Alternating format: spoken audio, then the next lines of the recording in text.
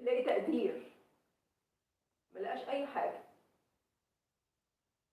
مش عارفه اقول ايه، والله ما انا عارفه اقول ايه. انا اول مره في حياتي اعمل لايف، اول مره في حياتي اطلع لكم مروه من لايف، بس انا مقهوره، انا مقهوره ويا ابني مقهور.